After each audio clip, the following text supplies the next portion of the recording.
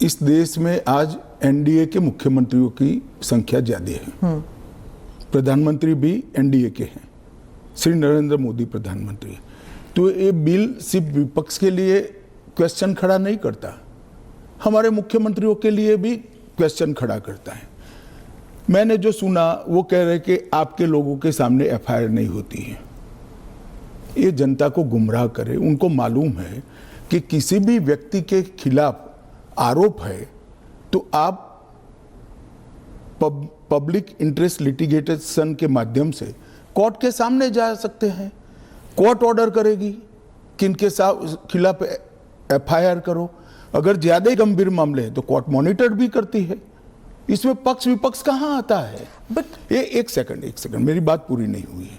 इसमें पक्ष विपक्ष नहीं आता है।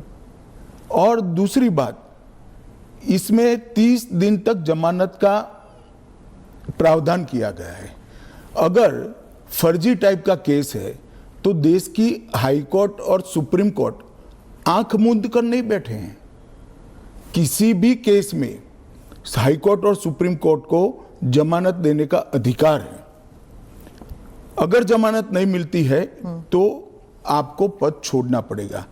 मैं एएनआई के माध्यम से देश की जनता को और पूरे विपक्ष को भी पूछना चाहता हूं, क्या कोई मुख्यमंत्री, कोई प्रधानमंत्री या कोई मंत्री जेल में रहकर सरकार चला सकता है क्या? इस देश के लोकतंत्र के लिए शोभा रूप है क्या?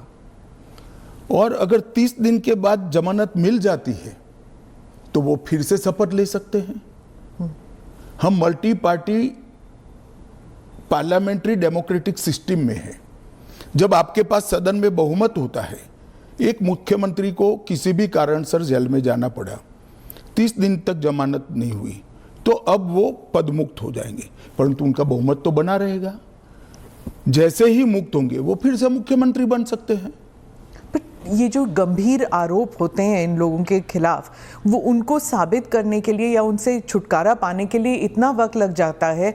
आप जैसे जो डेमोक्रेसीज हैं, बाकी डेमोक्रेसीज हैं, वहाँ पे क्या होता है कि वो हट जाते हैं और फिर वापस आते हैं। यहाँ पे तो जेल में डाल देते हैं। देखिए, जेल में डालने का जो प्रावधान है वो एनडीए सरकार ने नहीं बनाया है, वो सालों से यहाँ चल रहा है। दूसरी बात कि ये जो आपने कहा कि गंभीर आरोप की व्याख्या क्या होगी, तो उसमें हमने व्याख्या कर दी है कि 5 साल से ज्यादा सजा का जहां प्रावधान है वहां पर उनको पद छोड़ना पड़ेगा।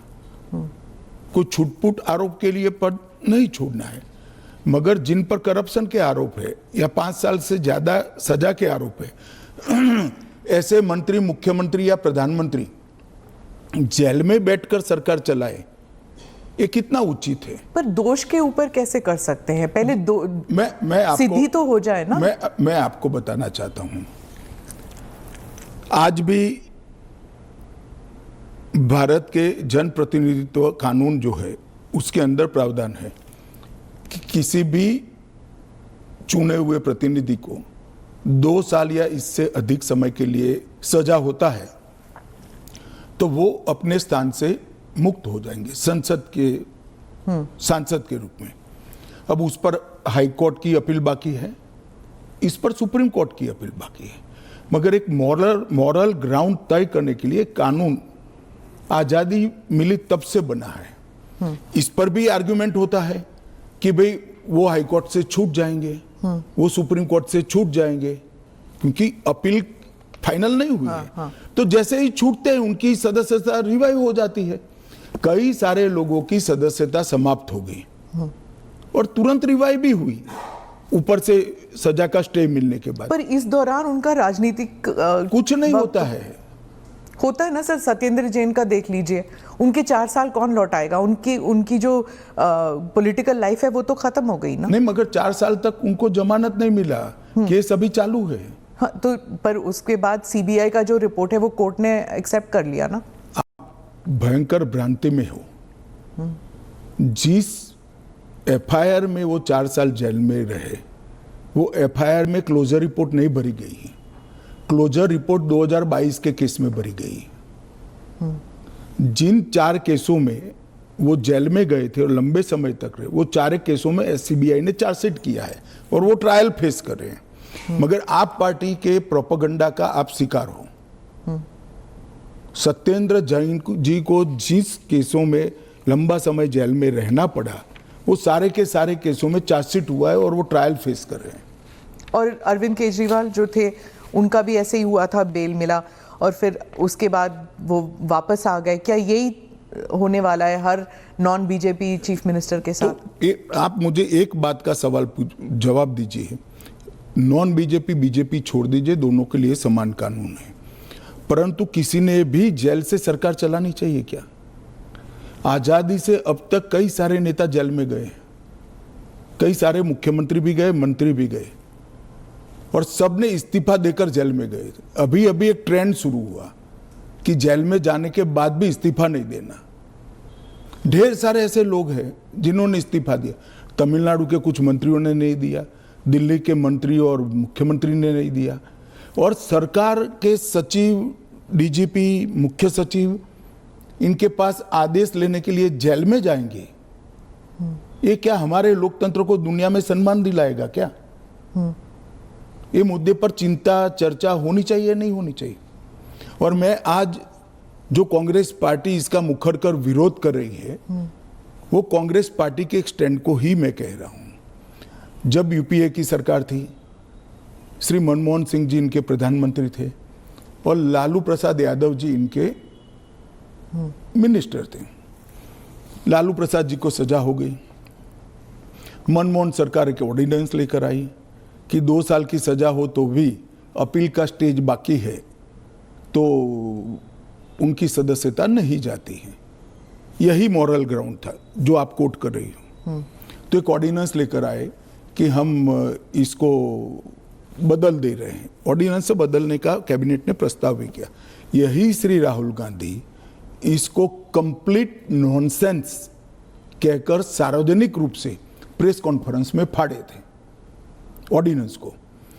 और देश की कैबिनेट ने और देश के प्रधानमंत्री ने जो फैसला लिया था, उनकी पार्टी के ही प्रधानमंत्री ने जो फैसला लिया था, उसका मॉरल ग्राउंड पर उन्होंने मखौल उड़ाया था। और मनमोहन सिंह एक सॉरी फिगर बनकर रह गए थे पूरी विश्व के सामने। आज वही राहुल गांधी बिहार में सरकार बनाने के लिए सजा हो गई, वो लालू प्रसाद जी को गले मिल रहे हैं।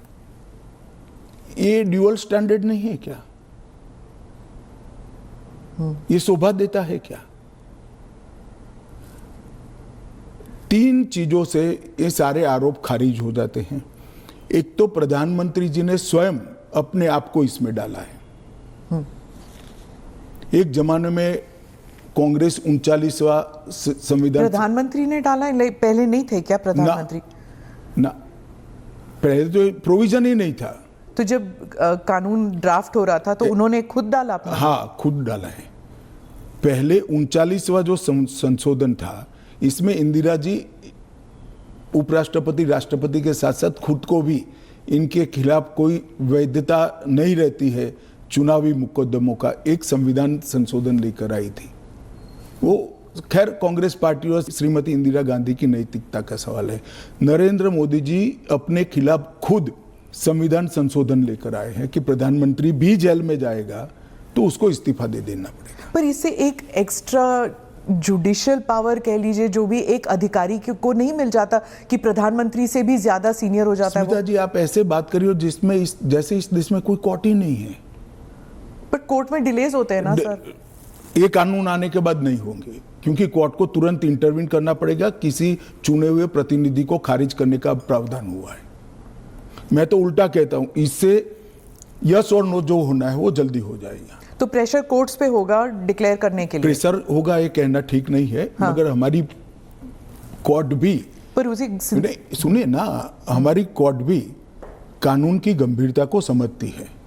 जब 30 दिन के बाद पद छोड़ना है तो वो उसके पहले इसका फैसला करेगी कि बेल मिलना चाहिए या नहीं मिलना चाहिए।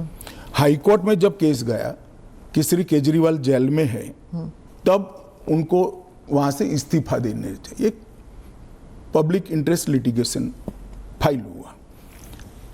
हाईकोर्ट ने कहा कि हम सैद्धांतिक रूप से मानते हैं कि इनको छोड़ देना चाहिए मॉरल ग्राउंड पर, परंतु अभी के कानून में कोई प्रावधान नहीं है। चलिए, अब कानून में प्रावधान हो गया। मेरा बहुत स्पष्ट मानना है, मेरी पार्टी का मानना है, देश के प्रधानमंत्री का मानना है कि इस देश में कोई भी मुख्यमंत्री हो, मंत्री हो या प्रधानमंत्री हो, जेल में रहकर सरकार नहीं चला सकते। पहले भी कई लोगों ने मॉरल ग्राउंड पर इस्तीफा दिया है। लाल कृष्ण अडवाणी जी ने दिया था, येदुरप्पा जी ने दिया था, ईश्वरप्पा जी ने दिया था, जॉर्ज फर्नांडिस जी ने दिया था। कई सारे लोगों ने मॉरल ग्राउंड पर इस्तीफे दिए हैं। कोई जेल में जाकर सरकार नहीं चला। इवन हेमंत सोरेन ने दिया था रिसेंट पास्ट में। जब वो छूट कर आए तो फिर से मुख्यमंत्री बन गए। अब इसका हमने कानूनी प्रोविजन किया है, क्योंकि जब पहले कानून बने होंगे, संविधान बना होगा, तब संविधान निर्माताओं ने ऐसी निर्लज्जता का कल्पना नहीं करा होगा कि कोई भी मुख्यमंत्री जेल में जाएगा और अंदर से मुख्यमंत्री बना रहेगा। खैर, अब ऐसी घटनाएं हुई है रिसेंट पास्ट में, तो हमें हमारी नैतिक मूल्यों के स्तर को गिरने नहीं देना चाहिए। एक कानून नैतिक स्तर के मूल्यों को एक आधार देगा और इससे हमारा लोकतंत्र निश्चित रूप से मजबूत होगा।